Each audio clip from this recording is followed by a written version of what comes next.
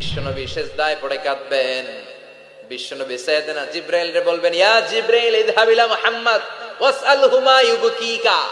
যাও নবীরে জিজ্ঞেস করো, নবী আপনি কাঁদেন কেন? বিশ্বনবী তখনও মাথা উঠাবেন না, জিব্রাইলের উত্তর দিবেন সেজদায় পড়ে থেকে। সেজদা থেকে আওয়াজ করে বলবেন, উম্মতি উম্মতি উম্মতি। সুবহানাল্লাহ পড়েন। কি নবী এটা? উম্মতি, আমার উম্মতের কি হবে? উম্মতের কি হবে? আবার আল্লাহ জিব্রাইলকে পাঠিয়ে বললেন, ও জিব্রাইল যাও আমার নবীরে বলো, ইন্না সানুরদিকা ফি উম্মাতিকা ফালা নাসুকাল ইয়াউম।